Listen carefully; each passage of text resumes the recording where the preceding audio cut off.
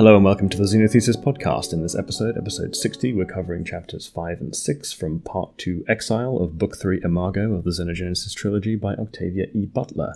And I am joined, as always, by my co-host, Michael Glinka. Hello everyone. How are you doing, Richard?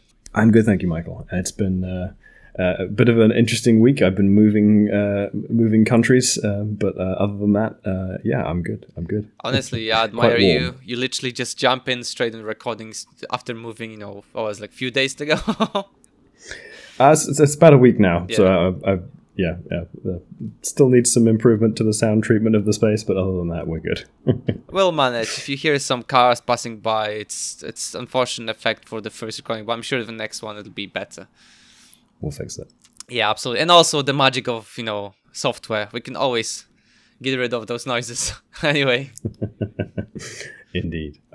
So, should we jump straight into what you were predicting for Chapter 5? Yeah, absolutely. So, I was thinking that, as Era's metamorphosis continues, Jodhas will be traveling more and more out, letting himself, let itself to maybe meet humans in its, new some grotesque form as it tends to change into, the... Yeah, is it still wandering around as a swamp monster? Yeah, basically, from the Black Lagoon, it's just like, maybe this time it's even worse, and actually probably it is pretty worse. Well, yeah, so we'll get to that. Yeah, we'll get to that. So yeah, let's get to the Chapter 5 summary. Yeah, it's pretty accurate, I think. Yeah. As a prediction. Yep. So basically, it's been 11 months since the last chapter. Era's metamorphosis has been continuing, and Jodhas has been basically running away more and more because it was scared, going back to the ship. And in fact, because of it's being so, away for so long, for longer and longer periods away from its family, started to look for some human contact, and it's funny enough, obviously, Jodhas in its wisdom, or it's started camouflaging itself to match the environment, and skin's colors darkened to blend easier in the shadows of the forest, like a ninja. That's not sinister at all. Yep. Yeah, that's not scary at all. But yeah, Jodhas would go around and find humans, observe them. If they were too dangerous, it would try to avoid them. Once some people tried to stalk it, but Jodhas' skills were too good and it blended too well with flora and the fauna. So, it's literally perfectly a perfect example of a stalker. Yep. In here. Yep. It's I think it once gets the sort of stalking tables turned on it briefly, but otherwise it seems to be the one doing the stalking. Basically. So the story of the chapter begins with Jodhas starting to feel the physical pain from loneliness. It was time for it to go back to its family, as Era probably was on the last steps of metamorphosis. But I didn't want to go because if Jodhas arrived, obviously, and Era was done with its metamorphosis, that meant it was time for them to go to the ship. But to its surprise, at that point, as it was pondering that, it sensed two humans nearby its camp. They smelled very strange, wrong, injured, armed, but something in their bodies was really unsettling. At the time, Jodhas' body was covered in fingernail-sized overlapping scales. Its body was also inclined to be quadrupedal, but Jodhas resisted that, as opposing thumbs were superior to clawed forefeet. I mean, honestly, at this point, Jodhas, what the hell? Like, it's, I want to, get closer to humans, and I look like a nightmare monster. Yeah, I mean, the image I got here, I wrote down in the notes, is I think it's like a giant pangolin, maybe, with like a human face and hands. Oh god, you know what? Which You say that, and I can imagine it. It actually fits perfectly to it. Like, it's just that pangolin had those like really cute claws, but then imagine a thumb, like a sore thumbs, sticking out to the sides. It's like, yep. And not like the pointy nose, but like, kind of flat face, flat human face thing. Yes. Yeah. Oh no, yeah, that's an image of a nightmare. So yeah, as the humans approached Jodhas closer and closer, it worked hard to change the feature of its face to be less frightening. So, what is it? Press X to doubt. It's like literally imagine of the X-Men, one of the characters, the girl, I can't remember the character's name, but the one that's blue that can change into what's her name? I can't remember, honestly. Yeah, but you know what I mean, like, but it's just much slower process and also much more disturbing, I would say. Just like, you know, just things falling off him and stuff like that, because obviously, you know, it's like fingernails, so probably just it's not going to be absorbed, it's just gonna fall off or something. It's just ugh. Yeah, it's a lot more kind of biologically realistic, which is grim. Yeah. Oh dear. So yeah, Jodhas didn't have time to change the body back to normal, but at least the scales maybe would look like some weird clothing. Sure. 100%, Jodhas. Okay. Yeah, definitely. As the humans were approaching slowly, Jodhas tried to lure them with food. It baked tubers that Lilith used to call applesauce fruits. It's interesting. Some mutant fruits. Yeah, from basically. From the radiation of the war. Yeah. As Jodhas broke one of the humans let out a moan from hunger. Just saying. Jodhas called them out eventually in few languages, letting them know that it means no harm. If they wanted, the food was there. What that frightened the humans a bit, because Jodhas could hear their heartbeat accelerate. So it decided to put the food down on a platter made from a large leaf and lie down far away enough to not be a threat. The Oannkali slept when they needed to rest, but it didn't have to happen every night. Sometimes they could lie down to preserve energy, and it made them look dead, according to Lilith and Tino. Yeah, it's interesting that they kind of so there's this little section in here where Jodhas is like speaking in a bunch of different languages, and then it like notices from their physiological responses, you know, like they tense up more or pay more attention when it's speaking in Spanish, and then it proceeds to continue speaking in Spanish. And I was like, if that happened and I was like, you know, hidden and didn't think whomever was speaking could like know where I was, I'd be freaked the fuck out, right? Because it's like, hang on a second, how does it know that that I speak Spanish? Right? Yeah, honestly, this is a big red flag. Yeah, like the fact that it noticed that I'm there and then spoke several languages and then suddenly speaks the language that I can speak. So I'm now very insecure about the quality of my hiding space. Is what I'm saying. And very insecure about the person who is able to distinguish what languages I can speak even without seeing me speak or hearing me speak. Nice. Well done. But yeah, but even then, the first one to come out was a male. Jodhas could sense that the man was planning to just grab the food and run. But the moment Jodhas saw him, its plans changed. And here's a part from the book describing the man. He was diseased. His face was half obscured by large growth. He wore no shirt, and I could see that his back and chest were covered with tumorous growths, large and small. One of his eyes was completely covered. The other seemed endangered. If the facial tumor continued to grow, he would soon be unable to see. The man was sick, and no Ooloi would let something like this go. I mean... Yeah, although it's like, okay, no Ooloi will let this go, but then the immediate approach that Jodhas takes here is, you know, grabbing him. Yeah. Which, it's like, you trap him with some you know, nice baked potato-y apple things, and then, you know, leap out and grab him. That's, yeah, you're going to make a great first impression. Yeah. It's like... Yeah, just trap me like a rat, why don't you? And then it literally is. Okay. Like you put some food out and just like, yep, you're mine, baby, you're mine. Yeah, it doesn't really have like I'm gonna offer to heal you between equals vibe. It has a like, oh, this poor rat has a broken leg, I'm gonna trap it and take it to the vet's vibe. It's yeah. It's not, as you said, as you wrote in notes, it's like, it's not really an assistance between equal people, right? it's a fascinating. But yeah, as Richard said, the moment the man was too focused on food, Jodhas basically was already there beside him, and before the man could realize, and by the time he did, the woman was already aiming her gun, but Jodhas put the man between between him and the woman, so it wouldn't be shot. While the man was surprised and started to think of plan to get free, Jodhas was already probing him to understand what's wrong, and he found it was genetic disorder. If let free, the man would have the bones in his face and body fused. He already was deaf in one ear. He would be completely deaf soon, blind as well. He had tumor like growths all over the body. His bones were fusing and he couldn't move his right arm and neck well.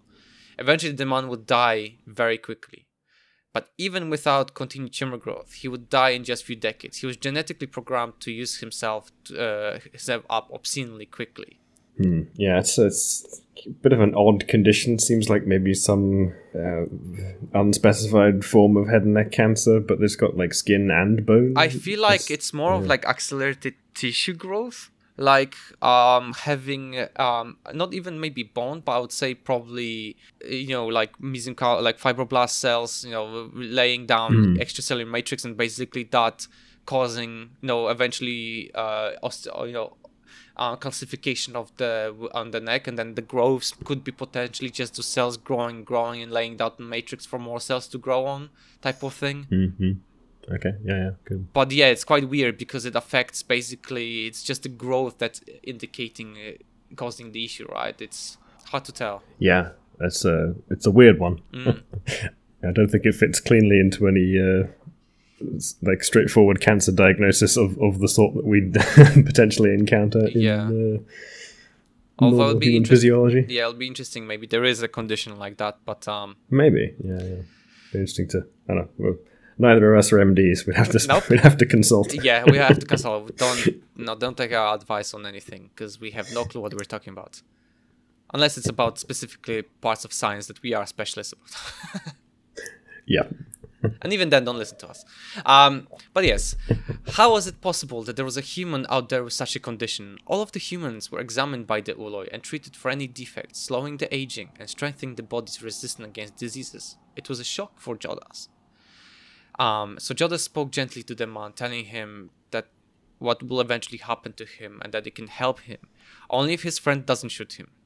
The man initially thought asking why would Jodhas help them, to which Jodhas told him that why would he suffer if it can help. Eventually the man promised to stay and listen to what Jodhas has to say, although in reality it was a lie to just run. But an Oannkali can tell if someone is lying, and that made the situation even worse because Jodhas admitted that, like, I know you're lying. Eventually the woman moved out and said that she won't shoot if Jodhas lets the man go. Before he did though, he asked the man to move his neck. To the man's surprise, Jodhas has healed his neck enough for it to be able to move around.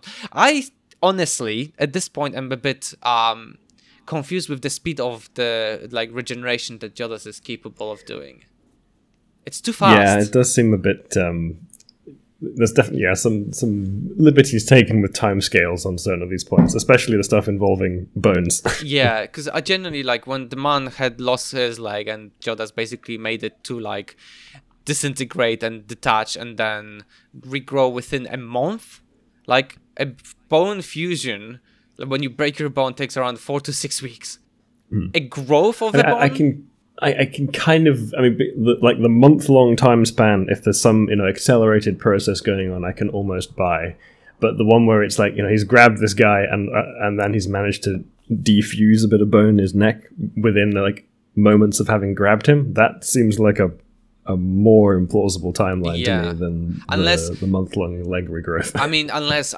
If we can be, trying to explain it, I would say maybe the bone fusion wasn't complete and basically there was just extra growth that but it basically stimulated the cells to sort of break enough so that it can move enough.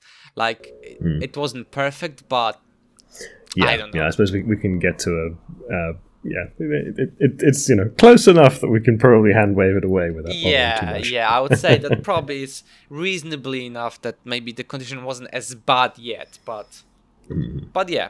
that surprised both of them. The fact that the man could move his leg and he would not stop because he forgot how good it is to do so. Here's an excerpt from the book. Does it hurt? No, it just feels normal. I had forgotten how it felt to move this way. I let him go and spoke softly. Perhaps when you've been blind for a while, you will forget how it feels to see. The man... Nothing specific, just, yeah, that's an interesting comment. The man asked how Jodhas who he is, so our Ooloi explained. It surprised them that it had scales, but Jodhas said it didn't look like this usually. Lol. If the man decided to stay, Jodhas will start looking like them eventually. Jodhas told them that if they stay, he will be healed. The man will be healed. The woman, though, interfered and said that even though the growths can be cut, they will return. It's genetical. And Jodhas said, yes, it knows, but it can fix that. They couldn't understand. They asked for the Ooloi's name again and they introduced themselves, Tomas and Jesusa. When they asked Jodhas how it did and what it did to Tomas. Then they asked Jodhas how it did what it did to Tomas. Jodhas went and built up the fire and all of them sat around it. The siblings started eating the tubers, which was the first time for them to eat them, even though the tubers were all around the jungle. They seemed to be not from around here and maybe from the mountains nearby. Jodhas asked again if they allow it to heal them, because it will fuse again, the bones will fuse again and the other symptoms will get much worse. Why do you say he'll go blind or deaf? Jesus demanded. He may not, you don't know. Of course it knew. It read the man's genetic code. If it knew that there was a point in the man's life that he could see and hear properly. And our Ooloi can bring that back. Jesusa asked why it wants to help two random strangers. Jodhas was lonely, and when it saw the state they were in, it needed to help. Its whole existence was there to help and heal. It was an Ooloi and it needed to do it. That surprised the siblings. They stared at Jodhas in terror. They must have heard stories about Ooloi. They thought, though, that Ooloi had 4 arms. And yes, that's correct for adults, Jodhas explained. 2 strength arms and 2 sensory arms. But Jodhas wasn't a fully adult yet, a sub-adult. Not an adolescent because teenagers can reproduce, but while it can't. Yeah, it's interesting because we get a bit of a mixed response to the Ooloi thing, right? Initially, when it says it's an Ooloi, their response is kind of muted. At least that's what it says in the text. But then they're also wary of it. So it's a bit of they're less disturbed than some of the other resistors might have been, but still a bit on edge. I think so, because initially Jodhas didn't say that it's an Ooloi. It just said that it's capable of healing them, right? But then when it specified that it's an Ooloi, that's why Jodhas said the word Ooloi. Then that's when they were like, oh shit, right? This is not good.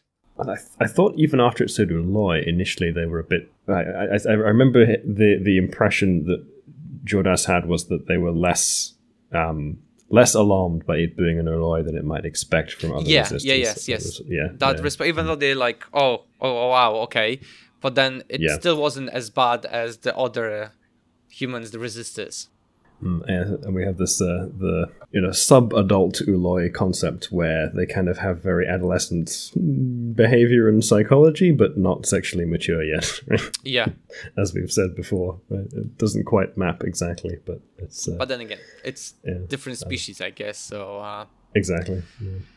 Although I suppose maybe they have like a practice phase where they have the behavior and psychology of the adults, but not quite actually the ability to follow through on the reproductive bit. I mean, which I suppose might be useful, right? I mean, Akin was perfect example of that. Our boy walking around breaking hearts in different villages, and then I could see a potential sort of selective advantage in that when it comes to a species that's high investment in offspring, right? When there's a high stakes component of mate choice, right? You could potentially select for a non-fertile phase where you're finding or experimenting with finding suitable partners, but not yet actually able to reproduce, so that you don't end up stuck in that particular trap. But that doesn't also square terribly well with the Ooloi mating psychology, which seems to be Well, I suppose we don't know yet what it's like once they're adult, right? Yeah. It could be that the subadults are super kind of promiscuous in their interests, but then again, they also seem very still capable of binding the partners that they find to them indefinitely, right? So it's a bit of a contradiction there.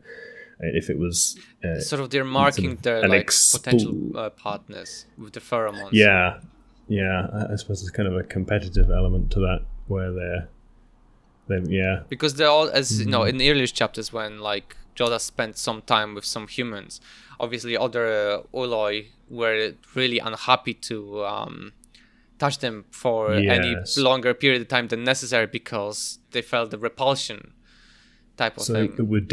It would depend on how readily the Ooloi themselves are then able to switch between partners, right? So they might screw over the partners in their attachment, but if they themselves are not overly invested in it and can switch to a better partner from a genetics perspective, then that would make sense. But them themselves being overly attached wouldn't really add up. So this is I think, conflicting part in the book, unless I'm misunderstanding something. Because in the previous chapters, Jodhas was like, it was very apprehensive when Nikanj was touching the humans that that Jodhas interacted with previously for a prolonged period of time, obviously because 4 months. And then the reason why was because there's the fear that an adult Ooloi can steal the humans, the potential partners from them.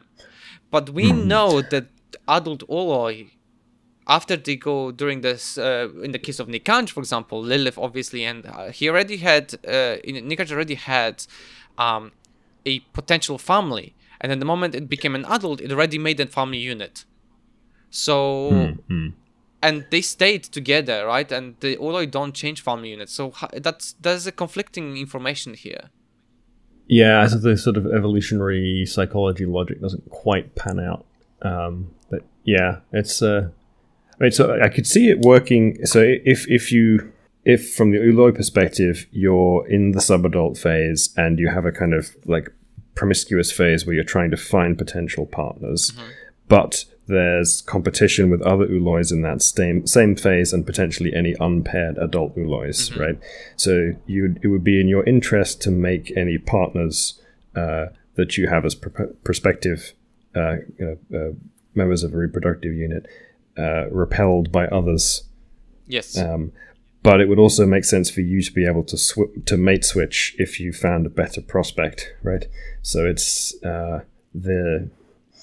the psychology of the Ooloi being super attached to a given pair and not switching doesn't quite add up. I suppose we've not really seen that scenario yet, so we don't know exactly what that looks like. Yeah. But I think the logic there does make sense for the most part.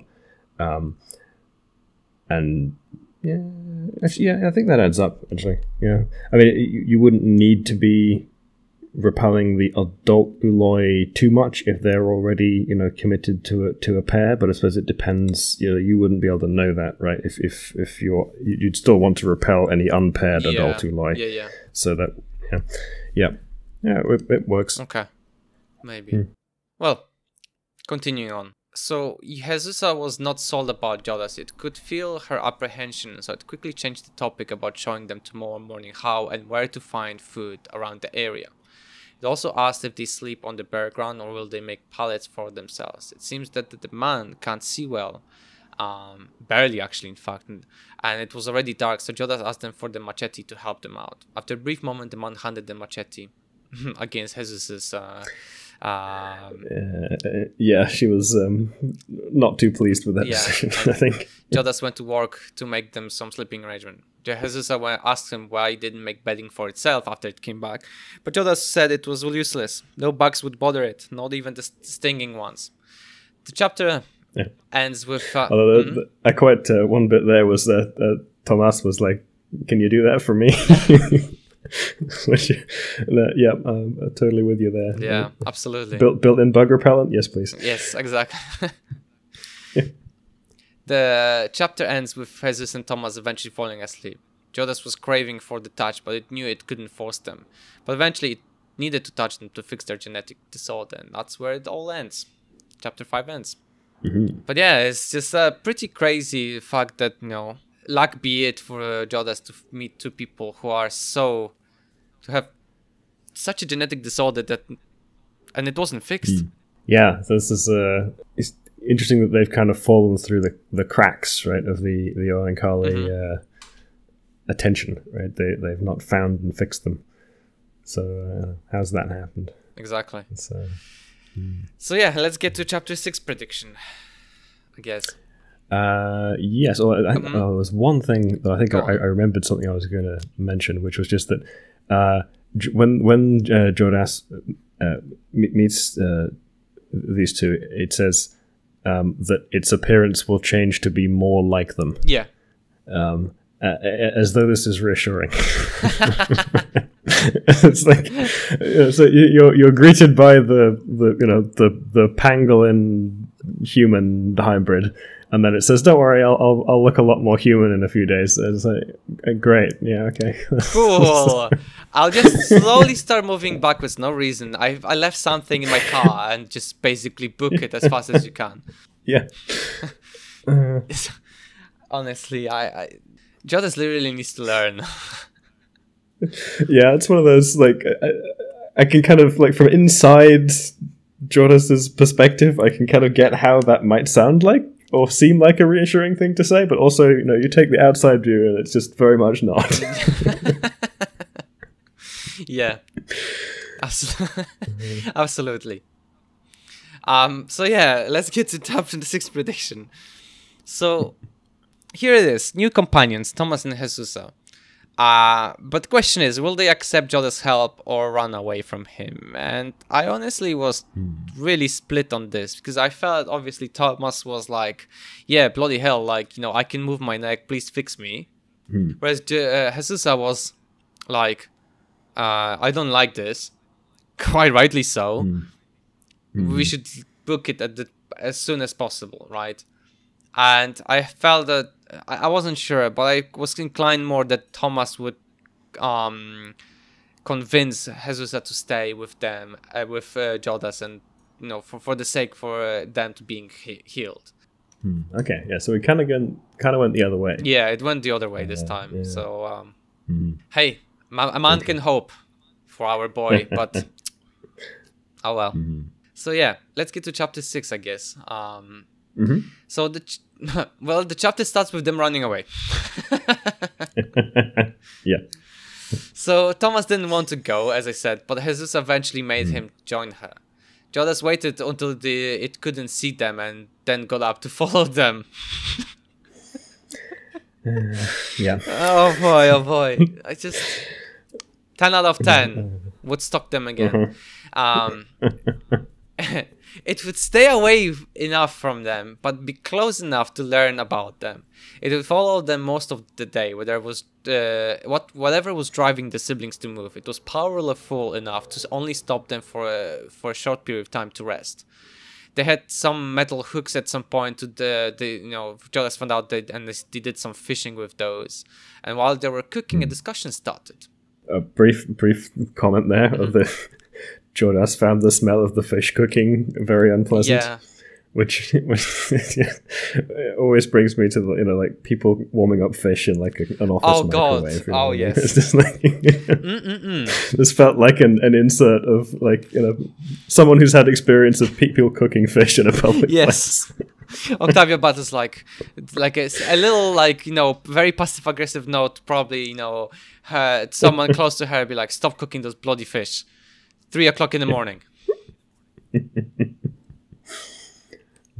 Yep. But yes, they were cooking, a discussion started. It seemed that they were trying to avoid Jodhas trailing them and to go back where they originally came from. Tomas was really against it. He didn't want to go back to their village. It was also a shame that they didn't stay long enough with Jodhas to learn about the food in the forest. Here's a piece from the book, paragraph from the book. At least there will be fewer insects when we get home. They'll separate us. Jesusa became grim again. They'll make me marry Dario. He has a smooth face. Maybe you'll have mostly smooth-faced children, she sighed. You'll choose between Vrida and Alma. Alma, he said wearily. She wants me. How do you think she will like leading me around? How will we speak to one another when I'm deaf? The man got angry when Jesusa told him not to think about it. How could he not, when the illness was already affecting him? They seemed to come from a village with an elder who was indeed affected by Oannkali. Because in their conversation it says like, oh, it's a smooth-faced, young-looking elder, right? So they obviously was affected by Oannkali. There's a lot of kind of little hints dropped in that whole section there, right? We get a lot of insight into the society from which they came. Yes. From just this kind of very brief little bit of dialogue. It's very effective at sort of build up to the doing. It does like a lot of exposition work very efficiently, right? It tells us that we've got these other characters. We've got someone who's unaffected by this. It tells us that these two are fertile, that they can have kids. Probably that their like condition may be related to that fertility, given that the other people have more smooth faces. There's and then the society, they've got kind of elders, and there's this like arranged marriage thing where they're going to be set up to breed more humans. It's a whole bunch packed in there. Yeah. So as Richard said, the most important part of the conversation was the fact that in their village they could make children. They were fertile. So this is the most mind-blowing situation. There was the small build-up. They said about like the smooth-facing, looking face of an elder, and then suddenly the fact that they can make children, a human that can make children without an Oannkali interference.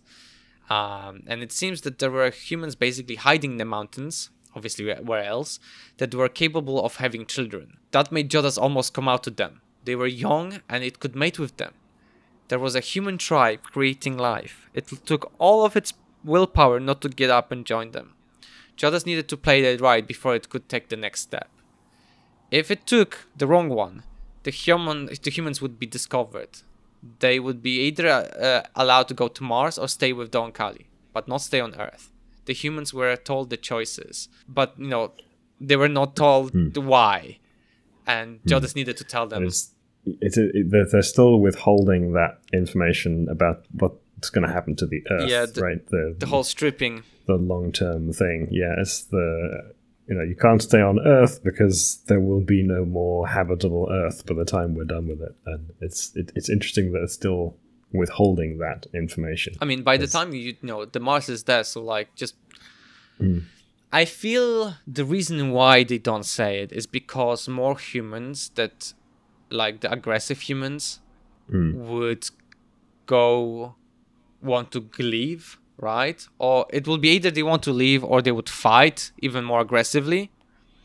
And if they wanted to leave, and obviously the Oannkali want the humans to outbreed the whole hierarchy thing mixed with intelligence. They want them to be more of like, we are intelligent, but like less of the infighting type of thing.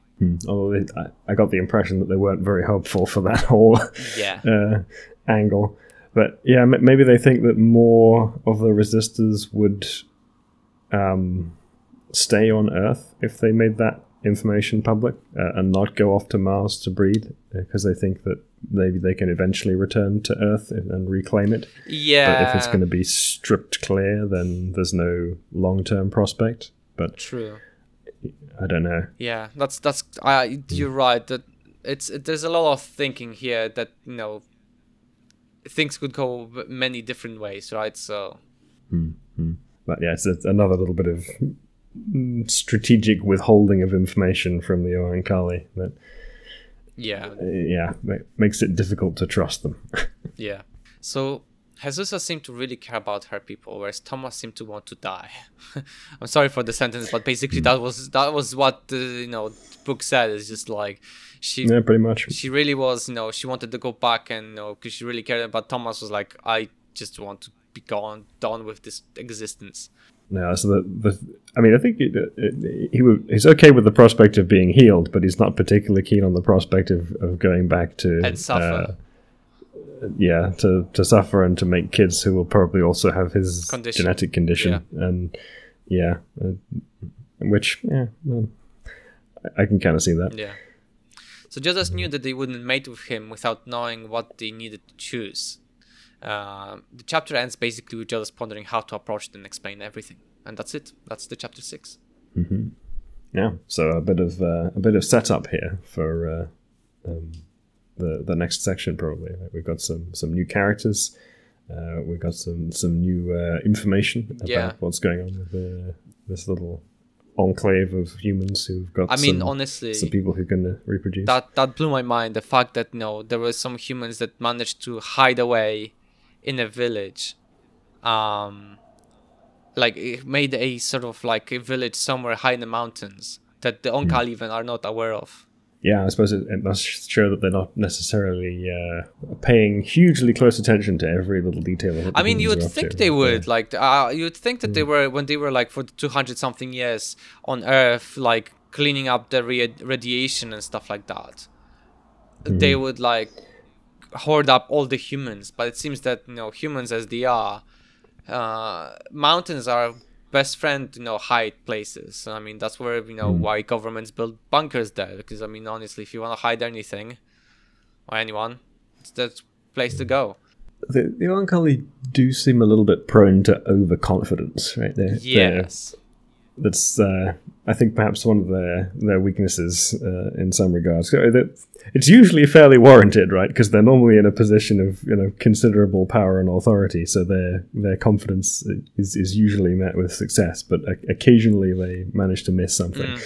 I think that may be a bit of a weakness of theirs, and having some humans who happen to have mutations that permitted them to evade the fertility engineering stuff that they did. It's interesting because it seems like an something that they expected. Yeah, it's an oversight in this, like that they didn't think that there could be a mutation. I guess the tumor growth in their bodies is probably related to some radiation exposure.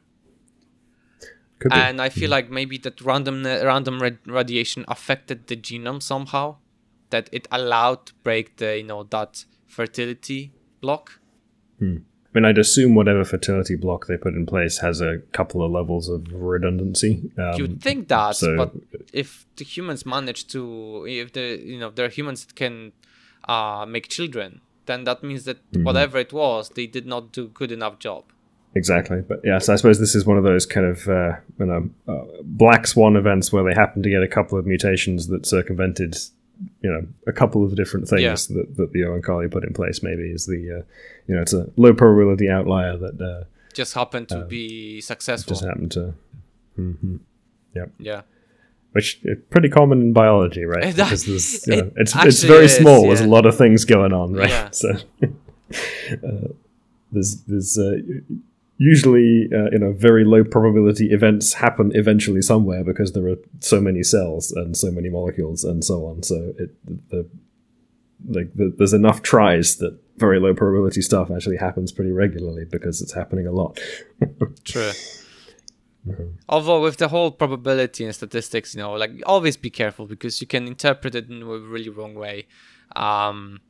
I heard recently a pretty funny joke because it's pretty an old sketch, but a man basically was talking about there's at the time he was saying 7 billion people on, so it's pretty much like a few years ago a sketch. Basically said 1 and a bit billion is people of the planet are Chinese. So he says like, so then statistically 1 in 5 children are Chinese, right? So that means that if you have 4 children, the 5th one you will have is Chinese. Statistically. Yeah, it didn't quite work like that. So. Statistically, though. So you have to be careful with that stuff. But yeah. Let's go to chapter 7 prediction, I guess. Sure. So, I'm still mind blown at the situation. Like, fertile humans went undetected from Oannkali. So, and that's a piece of a pie that Jodhas won't be able to pass on.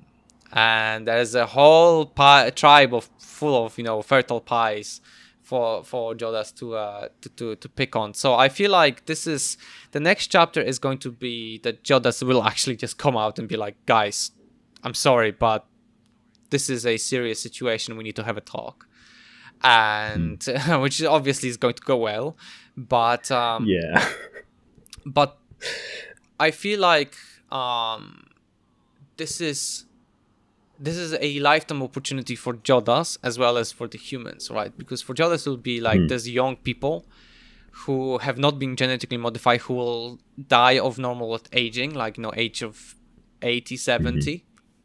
Oh yeah, actually that's the thing we didn't really revisit, was the whole them seeming to have a very elevated metabolic rate to Jodhas's initial perceptions, but that was just the normal human, basically, yes, baseline prior to the Oannkali having intervened, which is not in. I mean, there's some truth to that, right? The mice and everything else, they have like a higher metabolic rate that does sort of scale with size, but yeah, the sort of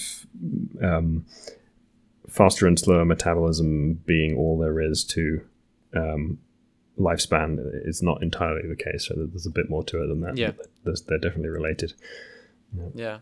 But yeah, I just thought that the next chapter is going to be Jodhas will not be able to stop itself, and it will have to speak to that couple and explain the whole situation. Then I don't know what's going to happen next, but I wish all I cross my fingers for Jodhas, right? So we're rooting for our protagonist, yes. Despite some questionable behavior. Very questionable behavior, yes. I just bet at the moment, because it's Jodhas following them, it's already changing its body to be probably more like them. Yep. That's. And they're gonna be like, who are you? Yeah, it's me, Jodhas. Don't you recognize me? And they'd be like, no, you were a giant pangolin 10 minutes ago. There you go, you were pangolin. Today you're a normal human being. What the hell, man? Yep. But the so I suspect there'll be potentially some disagreement here, right, between Jesusa and Tomas, because I don't know. They both seem very.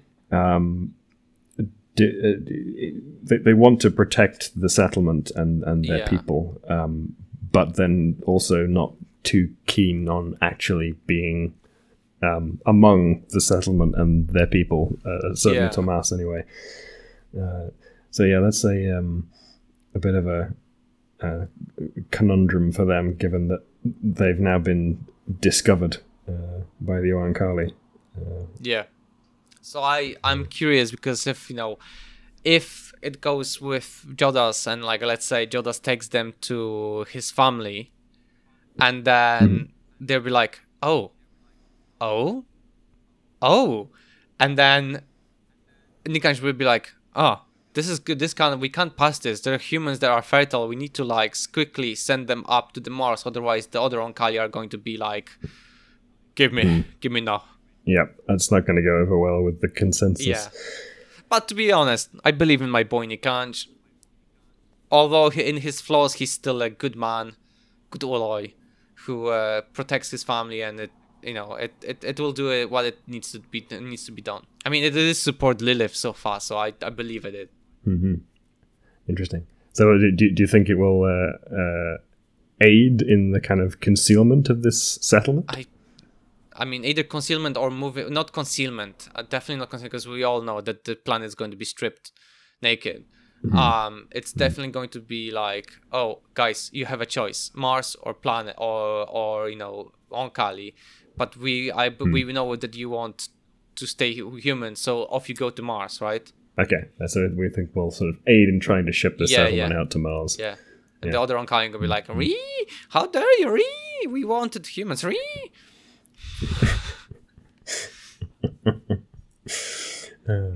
Okay then. Well then, on that beautiful note, yes. Thank you very much, everyone, for listening.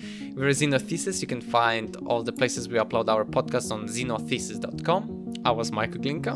And I was Richard Acton. Bye. Goodbye.